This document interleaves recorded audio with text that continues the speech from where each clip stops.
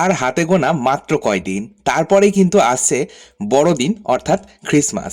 আর ক্রিসমাসে fruit plum cake হবে না সেটা হতেই পারে না। আমরা বাঙালিরা কিন্তু এই সময় কেক খেতে ভীষণ পছন্দ করি, বিশেষ করে বড়দিনের স্পেশাল যে কেকটা তৈরি হয় সেটা খেতে ভীষণ পছন্দ করি। এর আগে তো আমি আপনাদের অনেক রকমভাবেই এই বড়দিনের কেক বানিয়ে দেখিয়েছিলাম, তবে সেটা ছিল ফ্রুট জুসে কীভাবে ড্রাই ফ্রুটগুলোকে ভিজিয়ে রেখে কেক বানাতে হয় সেই পদ্ধতিটা। তো আজকে আমি একদম অথেন্টিক পদ্ধতি শেয়ার করব, মানে ড্রাই ফ্রুটগুলোকে আমি অ্যালকোহলে সোক করব। আর এইভাবে সোক করে যদি করা হয় তার টেস্ট কিন্তু হয় আরও দ্বিগুণ, কারণ এটাই কিন্তু অথেন্টিক বা ট্র্যাডিশনাল পদ্ধতি। এখানে আমি কথা বলতে বলতেই আপনাদের দেখিয়ে দিলাম, এখানে বেশ অনেক রকমের ড্রাই ফ্রুটস নিয়েছি। রয়েছে অ্যাপ্রিকট, আমশক্ত, কাজু, অ্যামন্ড, পেস্তা, দু রকমের কিশমিশ রয়েছে, একটু চেরি ফল রয়েছে, বিভিন্ন রকমের কালারফুল টুটি ফুটি রয়েছে, খেজুর রয়েছে। খেজুরটা এখানে আমি ফ্রেশ খেজুর নিয়েছি, আপনারা চাইলে ড্রাই খেজুর বা খুরমা ব্যবহার করতে পারেন। এছাড়াও একটু ড্রাই পাইনঅ্যাপেল নিয়েছি, আর নিয়েছি একটু মোরব্বা। এই সমস্ত আমি ড্রাই ফ্রুটগুলোকে একটু ছোট করে কুচিয়ে নিলাম, বা চোকো চোকো করে ছোট করে কুচিয়ে নিলাম। শুধুমাত্র দুই রকম কিশমিশ আর যে কালারফুল টুটি ফুটি ব্যবহার করছি সেই দুটো বাদে আমি কিন্তু বাকি সমস্ত ড্রাই ফ্রুট কুচিয়ে নিয়েছি।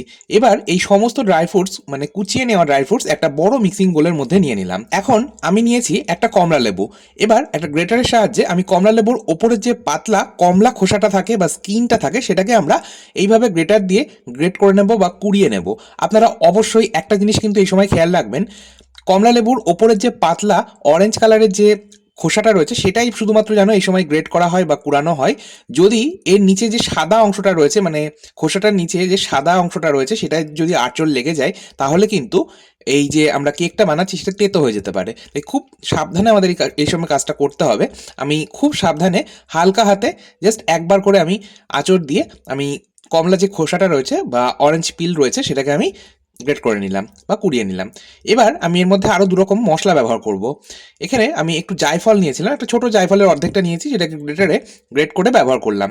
অল্প একটু দেবো, খুব বেশি দেবো না। জায়ফলের গুঁড়ো দিলাম, দুটো স্টার অ্যানিস ব্যবহার করছি, আর একটু দারচিনি ব্যবহার করছি। এই মশলাগুলো আমি গোটাই দিচ্ছি, পরে যখন কেক বানাবো তখন আমি এই গোটা মশলাগুলোকে তুলে নেব। আর এছাড়াও আপনারা চাইলে এই মশলাটা এই পর্যায়ে নাও দিতে পারেন, তবে আমি দিলাম, এতে ফ্লেভারটা ভীষণ ভালো আসে। পরে অবশ্য আমরা যখন কেক বানাবো তখন একটা স্পাইস মিক্স ব্যবহার করব। আচ্ছা, সমস্তটা ভালো মতো একবার মিশিয়ে নিলাম। এবার আমি এরকম দুটো কাচের বয়াম নিয়েছি। এরকম কাচের বয়াম বা কাচের জার যদি আপনারা নিতে পারেন তাহলে সবথেকে বেস্ট হয়। আর যদি কাচের বয়াম না থাকে আপনারা স্টিলের কোনো এয়ারটাইট কন্টেনার ব্যবহার করতে পারেন। আচ্ছা, এবার আমি ড্রাই ফ্রুটগুলো, মানে মিক্স করে নেওয়া ড্রাই ফ্রুটগুলো দুটো পাত্রের মধ্যে, মানে দুটো জারের মধ্যে আমি সমপরিমাণে ঢেলে নিলাম। এর মধ্যে এবার আমি দিয়ে দিচ্ছি অ্যালকোহল। এখানে আপনারা যে কোনো নামি দামি ব্র্যান্ডই ব্যবহার করতে পারেন। আমি এখানে ওল্ড বং ব্যবহার করছি, আপনারা রাম ব্যবহার করতে পারেন।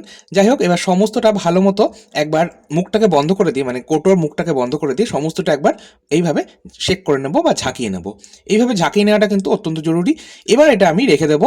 আমার হাতে যেহেতু 15 দিন সময় রয়েছে, আমার সেই জন্য 15 দিন রাখছি। আপনাদের যদি হাতে সময় থাকে আপনারা 1 মাস পর্যন্তও কিন্তু এটা রেখে দিতে পারেন। এইভাবেই এটা নর্মাল টেম্পারেচারে রেখে দেবো। আর প্রত্যেক দিন একবার করে সকালবেলা উঠে এটা একবার ঝাঁকিয়ে নেব বা শেক করে নেব। এইভাবেই সংরক্ষণ করা যাবে। এটা আমি এইভাবেই তো রেখে দেবো নর্মাল টেম্পারেচারে। আবার 15 দিন পর আমি আপনাদের এই সোক করা ড্রাই ফ্রুটসগুলো দিয়ে দুই রকমভাবে কেক বানিয়ে দেখাবো।